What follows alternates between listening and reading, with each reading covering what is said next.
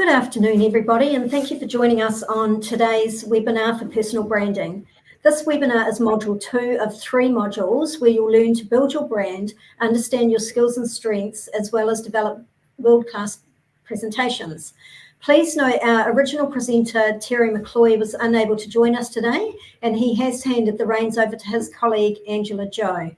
Now, as most of you will be aware, if you have any questions at all throughout Angela's presentation, please pop them into the question box in Slido, and Angela will answer those throughout the presentation. So sit back and enjoy, and I'll now hand you over to Angela.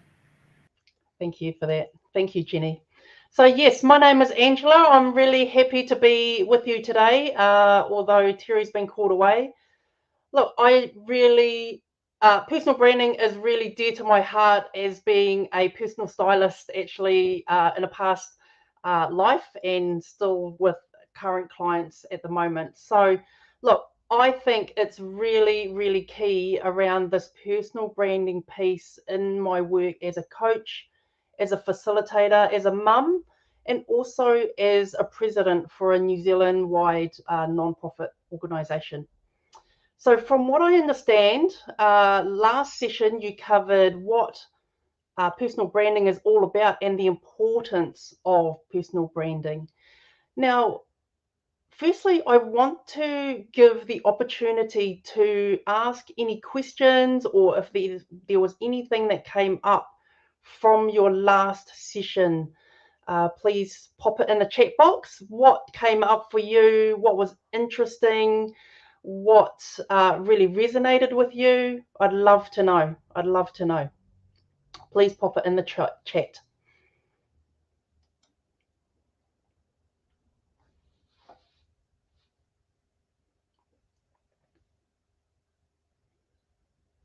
Nothing much coming through. Okay, so I'm just going to carry on. Oh, okay, no problem. I'm just going to carry on. So look, what I really like to talk about in terms of personal brand is, you know, most people think, well, this is who I am, this is how I present, and they don't really think about how they present or what their personal brand is really saying about them. And what I challenge here is that working on your personal brand is not about being something you're not. It's about being more intentional about who you are. It's about thinking about what is the perception of me that I'm giving out, so that others are reflecting within that. What is my personal brand and the perception of me that others are having? And as a part of that, is this helping me or is it hindering me? And it's really important to think about that. And it's not about changing who you are. Again, like I say, it's about what tweaks can I make to make my personal brand help me more rather than hindering me. So today, we are going to talk about how to start to build that brand. We're going to be talking about skills. We're going to be talking about strengths. And there are some questions throughout the workbook that can help us with that. We're going to be talking about achievements, and really those achievements are around how we show the value that we add and the value that we bring. And then we're going to talk about our personal elevator pitch. All of these things that Terry alluded to last time in your module 1. So I'm going to come down now, straight down to page 6. And on page 6, we talk about painting a picture around your personal brand. And I really want to take you back to Terry's quote at the bottom of page 6, where it talks about to paint a picture, it starts with your vision. So did anybody have a go at this investment activity? Thinking about how you would describe yourself. Did anybody have a go at any of these exercises? I know that Terry encouraged you to do so. I know we're all busy people, so around this, personal brand is not by accident, of course. There is work involved. So these pages are really great for that. So let's have a look a little bit, look at this page. So the first page here is, how would I describe myself? And I'm going to describe myself because if there's anyone that I'm going to pick on, it'll be myself. So around this, how would I describe myself? And I know that, again, this is work to be able to think through this and spend some energy to work on these pages. So describing myself, I'm energetic. I like to approach anything with gusto. I describe myself as an advocate for doing the right thing and also directing others to do the right thing as well. And I talk about directing because it's more about, I don't like to pussyfoot around ideas. I like to be quite direct. People know where they stand with me because I am direct. It doesn't mean that I'm blunt. It does mean, though, that people know where they stand with me. And that is definitely something that, again, I've tweaked around my personal brand, because I did used to be a little bit more blunt. I've tweaked that to be more direct now. How else I describe myself? I'm curious. I'm always asking questions. I'm always looking at, what other opportunities? What did you learn from that experience? I'm always looking at my experiences. What can I learn from that? And I'm always about, I'm either winning or I'm learning. And if I'm learning, it didn't quite work, so I'm learning. So I like to learn fast, right? So I'm either winning or I'm learning. And it's about looking at those opportunities. So that's where I've got to and how I describe myself. And again, it's very difficult to do this. So it's about creating the space really for you to be able to do that. The next piece here talks about what is the value that I deliver.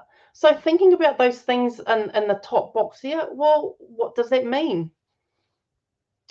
So when I think about what value that it is that I deliver, I like to dig a bit deeper and I like to ask questions.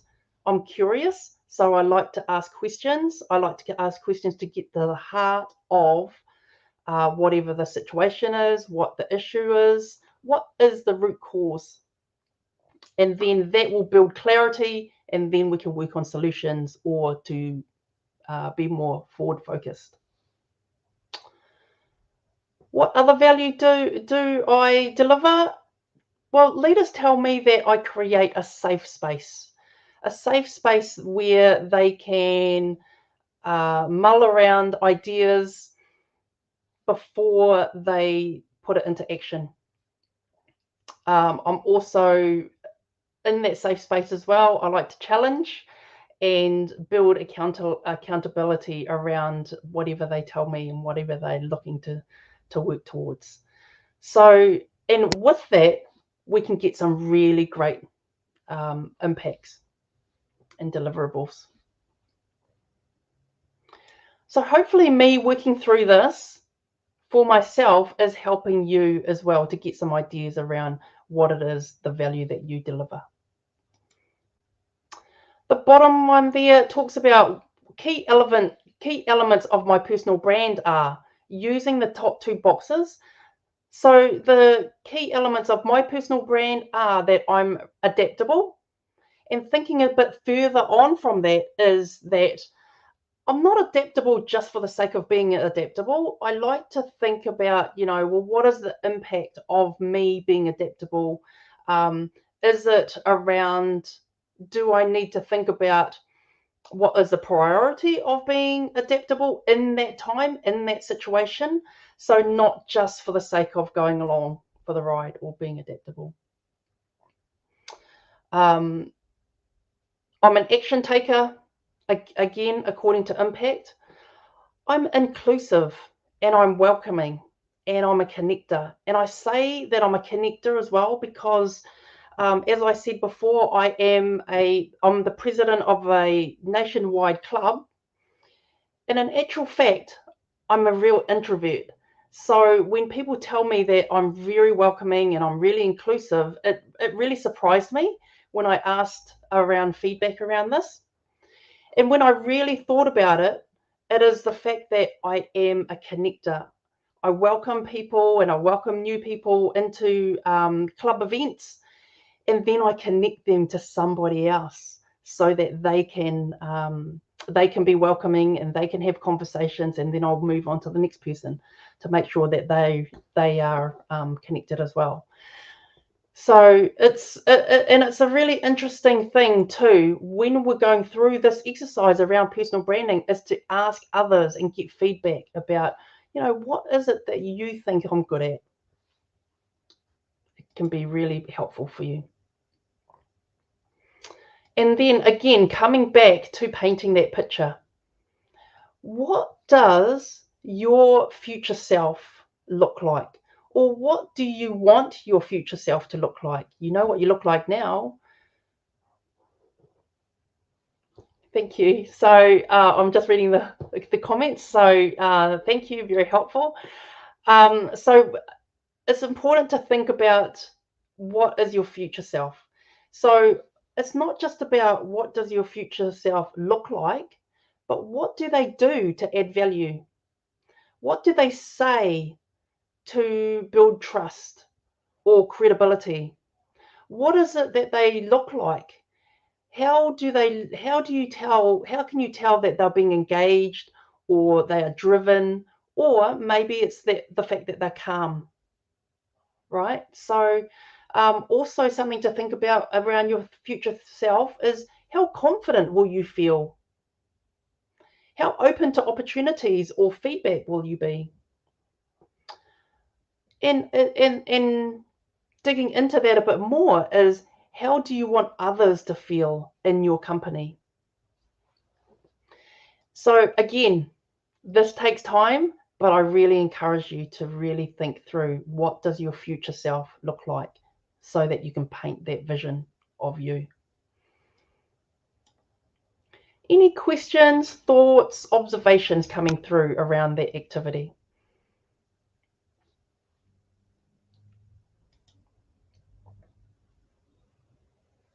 Okay. All right, so let's go down now to page 7. And I love these pages because they're very practical in terms of what you need to do. But again, you need to create that space. So Terry talked about an elevator pitch in your last module, and this is how we're going to build it. So within this, what is your elevator pitch or your overview? So your overview is that that paragraph, 2 or 3 paragraphs at the top of your CV. And very often we see, because I've seen a lot of CVs, and very often we see overviews that are very generic. And although they say words like, I'm great at communication, strong leader, these types of things, well, what do they actually mean? And when we look at the personal brand piece, it's about, well, what is the value of being a strong communicator? And that's what we need to talk about, is the value that brings. Adding that means that it's tangible. Oh, I can see that skill and that talent being used in this particular role. I can use Ange in this role. We want to bring her in for an interview potentially, right? So that's what's important about putting the value in there. And if you think about it, it's the whatever is written, so what? What does that mean for me? What does that mean for my organization? How can I get the value out of that, right? So think about it on the other side of the person reading it.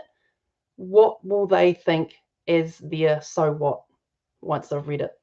And it's a good way to test it. So things to include in your overview, and we come down to the middle of the page now, it talks about include your passion and enthusiasm. And now I think it's really important to add your passion and enthusiasm around your personality, right? So it shows that you mean it, but you're also being enthusiastic and genuine to who you are. So my passion and my enthusiasm is very different to somebody else, right? But your passion needs to come across within the writing or the tone of that paragraph that you are writing. So you don't want it to be robotic. I'm really excited to be presenting this to you. Uh, put some of your own enthusiasm, your own personality into it. It also needs to demonstrate your key skills, your specific knowledge as well, and where you want to go. Not so much where you want to go as in a position as such. Well, in your CV, yes, but where do you want to use your value? And what is it that makes you stand out? So there is a couple of examples. There's an example here at the bottom of your page. And I really love this bit in green where it talks about the most important aspect to this is to make the overview relevant to you and use the language descriptors and examples that resonate with you and how you communicate. And I cannot emphasize that enough. And when I'm coaching my clients, quite often they're trying to, I guess, add words in that they would not usually use. And so when they come to talk and to give the elevator pitch, they get tripped up on words because they are words that they would not usually use. So use words that you would usually use and use words that are familiar to you. Really important. So I think here it would be helpful, and you tell me, I think it'll be helpful for me to read through my overview. So just let me bring this up here. So my overview is a curious and forward-thinking coach who builds strong relationships and engagement with leaders and go-getters at all levels. I have a knack at being able to partner with leaders to analyze needs, issues, or development areas. We then set goals and development focus. Then I guide, challenge, and build confidence to implement practical strategies, of course, to get the desired outcome. My approach is forward-focused, relevant, and practical. And that part is really important to me because the practical approach is very important to me. Carrying on with my elevator pitch or my overview, and I look to add value while learning about what makes that person or the organization tick. Let me know in the comments what you think of that elevator pitch. Did it hit the right things? Was it engaging? Tell me. How was it? Give me some feedback.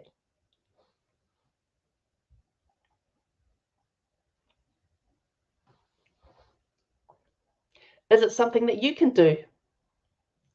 Is it something that you feel like you have confidence to be able to do now using these building blocks?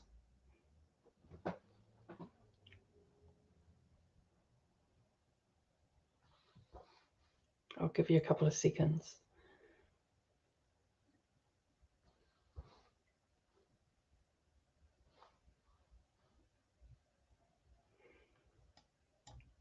Any questions around that?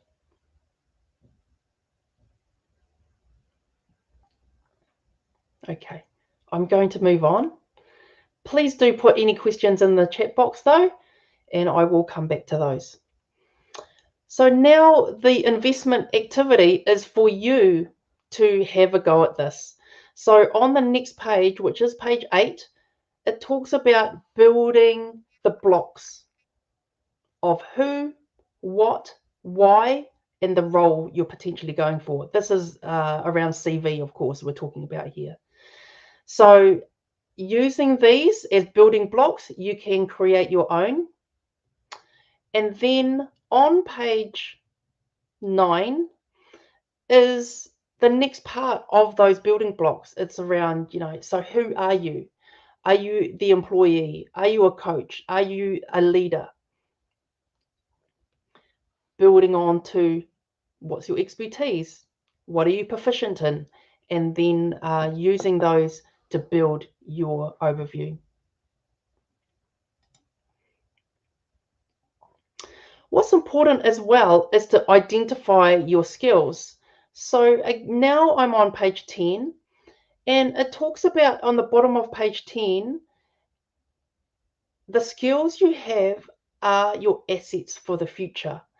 And I think this is really important to remember, because we need to be able to talk about our skills in such a way that it adds value, so that we can talk through them to people that can potentially use those skills and add that we can add the value to. So there's two types of skills. There are specialized skills. So in your role, you may have specialized skills that are only used within that role. And for example, maybe thinking about a surgeon. So by golly, I really hope that a surgeon has got specialized skills in that particular surgery that they are about to undertake. Specialized skills. Are those skills transferable into other areas? Well, some parts might be, but not a lot, right? Maybe cutting, but around that, those transferable skills, those are the things that can be transferred from role to role, organization to organization, and industry to industry. For example, communication, presentation skills, analytical skills, those types of things. So quite often we do forget what skills that we gather and capture throughout our careers. So on page 11 is a really great page around reminding ourselves what we're great at. So I encourage you to go through that page. On page 12 are some personal branding questions. Now, I personally use this with my clients to help them build their personal brand and really think about what it is that they do, and also if they need to rebrand or retweak their brand. It's a good place to start. And these questions are absolutely key in terms of finding what is your personal branding now, and are there any gaps to your future self? The personal branding around your personal self. Really, really great questions. Some of these questions around, do you like to try new things? What is your superpower? Again, questions that we need to ponder. And it's a really good idea to give this page to people that know you well, that work with you, your whānau, your friends, and they can give you some insights as well. That question around what do you do better than anyone else? It may be more around, what really comes naturally to you that seems to get really great results when others seem to struggle. Some pretty deep questions here.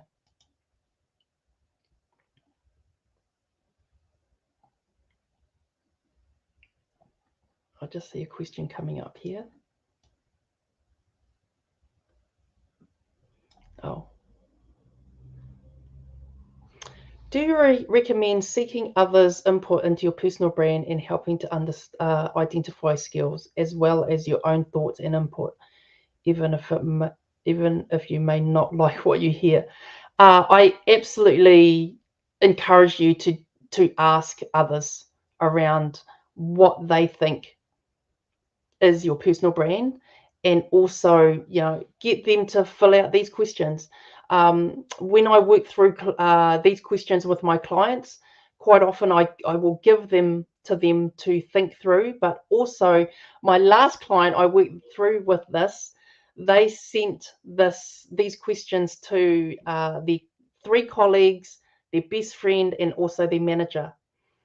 And they came back and they were actually quite surprised with some of the different answers that came through, but it was more around situation, right? So their best friend did not see them in a work context, and their manager did not see them in a collaborative context around where they work with their colleagues and their peers.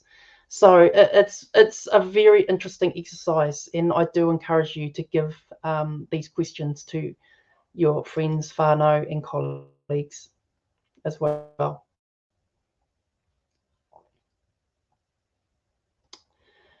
Now, around this, once you have and collated feedback around those questions, and also had a look at your own answers to those questions, collate them and really highlight the things that are really resonating. And of course, as humans, right, we always look at the worst case scenario. We always look at the bad feedback. So I really want you to think about and look at what are the great things that are being said, and highlight those. Highlight those phrases or those words that are coming through, because it's important to be able to think through, okay, now what am I going to do with this? And I'm now going to tell you what you're going to do with this. We are going to create the SAR formula. So the SAR formula is what really drives the value. It really brings through the value. It tells people what is the so what around what you do, or your strengths, or that skill. Okay, so the SAR stands for the situation. So this is where you set the scene. You set the scope. How urgent was it? Thinking about that example, thinking through those questions, pick something out that you can think about, an example that said that you are a great communicator. Okay, think about that example. Right, now create the SAR. What was the situation? At what level was it at? Was it at a SMT level? Was it at a peer level? Was it a nationwide example? Was it a regional example? Was it a critical situation, or was it something that happened over time? So that's a situation. The action is, what did you actually do? What did you actually do, and how did you do it? And what was the result? And I like to think about the result or the outcome in terms of different perspectives. So for your particular example, what was the result for the team? What was the result for the organization or the customer? Did you save time? Did you save $1 million? Did you save a lot of angst because you've put a process in place? So this is a really great formula to write all of your examples. And I'm going to give you an example from what I've worked through as well. It's always good to have examples, right? So I've been told that I'm great at creating space, like I said before, creating space so that leaders can have a space that they can talk about their frustrations, what's bugging them, or to move forward. And so the situation was, at the beginning of the year, I worked with a general manager called John. Not his real name, but we'll call him John. He wasn't enjoying his role as GM, He was in local government, and he discovered, through working together, we discovered that the role that he was in was against his moral values. He was doing things and making decisions around that weren't quite connecting with his moral values. But he plugged away because it paid the bills, and he was quite disheartened, I guess. Disheartened around the culture. He was being micromanaged. He felt like he wasn't being trusted, and he felt like he wasn't delivering at the GM level because he wasn't trusted, and he didn't have that credibility around that, mostly about the culture. So when we got together, we worked on his personal brand. We worked on, what's going on for him right now. We worked through the values and what was really important to him. And then from that, we worked through skills. We worked through, what was important to him. We built confidence, and we worked through achievements. Exactly what we're doing here with the SAR. I challenged him as well. I challenged him to network, to create his own elevator pitch. And the other thing I challenged him around was to be really intentional with his messaging around how he was coming across, having conversations with people about how he can add value. Instead of saying, look, I have been in that situation before and I can help you, but talking through how he can help, how he can add that value. And that is where the SAR comes through, because then they can be tangible. So I'm really happy to report he is in a great role now. He's in a head of strategy role for a local government agency. He's thriving. He's loving it. He's built a great team around him. And what he really loves is that now he has the ear directly of the CEO when others at his level have not. What he also loves is that he sets expectations around those in his team, and he models expectations as well. So now he gets time to enjoy with his family as well, instead of being stuck at work and being really unmotivated. So I have in that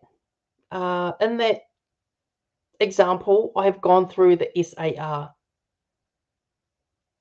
Quite long, but I've gone through the SAR. Did it tell a good story? Did you get the gist of how I added value to John? Tell me, yes, no, maybe.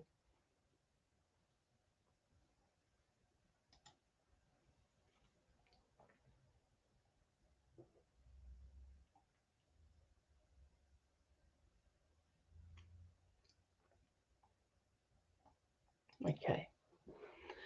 All right, so let's go on to the next piece where we bring it all together. We'll bring it all together. And so what we did before in the top, in the investment activity, we talked about what value do I add. So I talked around that, around my value. In this next piece, it talks about what are your top strengths. So thinking through this, and again, using those questions and those personal branding questions to really dig a bit deeper.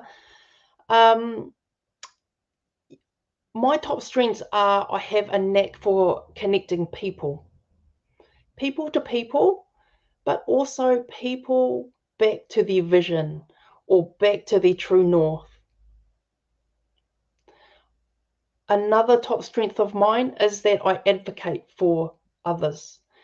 So when people tell me that something is really important to them, I give them some accountability and I challenge that, so that, when they are coming away from that, I challenge them to go back into that.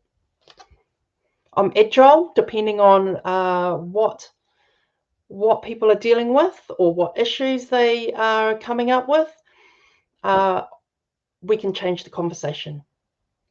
I like to come across with gusto. I like to come across with enthusiasm.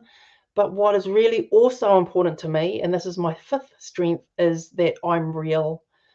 I like to give real and practical advice so that we can apply it in the real world. Because at the end of the day, we live in the real world, right? I'm more about practical advice. So bringing this all together and into my elevator pitch, because before I read out my CV pitch, my elevator pitch now, and be very, very clear here around your elevator pitch is that pitch, isn't it? That we talk about that should be 20 to 30 seconds. We get in the elevator with somebody that we've been trying to talk to, and we need to be able to deliver that pitch. And it needs to add value, and it also needs to show and demonstrate how we add that value. So my elevator pitch is most professionals forget what they're awesome at because they're busy doing their day-to-day work. Day in, day out, they're busy. I dig a bit deeper and help to discover the value they bring to the table and what their superpower is. Then we work together to market their strengths, their skills, and the value they bring. And then we create marketing messages so that they can put their best foot forward to land their next dream role. Now, I will change that because I know that so well. I will change it depending on your audience. Because, of course, you're not going to be saying that to every single person you talk to, right? If you know your elevator pitch back to front and practice it, you can bring it out at barbecues, depending on who you're talking to. If you're talking to your uncle that is looking for someone to help them with finding a new role, I might bring this out and then I'll give an example of whatever level that person is looking for in that role. If I'm talking to a CFO, maybe they're looking at upskilling their people, right? So I'll bring out my elevator pitch, I'll change it slightly for who I'm talking to, and then I'll give an example around that. I've got a question here. I run a small land surveying business and want to send out thank you cards to my existing and past clients in the hope that they will refer my business. Is that the tone of the thank you card? Should it just be a personal note in a professional tone? That's a great question. So with the tone, it depends on how you've worked with that person or those businesses, right? And with that, I would say that the tone needs to be, however you worked with that client will be the same tone. If you are connected on a personal level, let's just say maybe you play rugby and they played rugby, and you have that personal level and casual nature, right as if you are talking, right as if you're having a conversation with that person. Use the same structure for your thank you. For your other clients as well, use the same structure, but maybe you change the tone depending on your relationship with that client. I hope that makes sense. But that's a great idea, is to send thank yous and also for referrals. Any other questions coming through? Anything else you want to ask?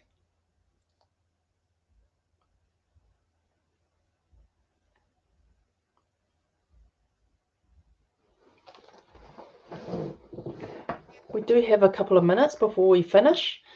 But as I'm waiting for any questions coming through, if this is resonating, if this is hitting the spot, for next session, we will be talking about body language, presentations. So if we think about presentations, really you are presenting in terms of personal brand, whether you're talking one-on-one, whether you're talking in a meeting, you are still presenting, right? So it's something that we need to think about within that. So we will be talking about presentations in terms of how to give a presentation, the structure of, but also thinking through on even one-on-one and interactions are presenting. We're also going to be talking about reframing as well. It might be around tweaking what your personal brand is right now. Once you work through some of those questions, maybe we think through, oh, there are some things that I need to tweak, I need to reframe, so that they help me more than they hinder me. Any other questions coming through?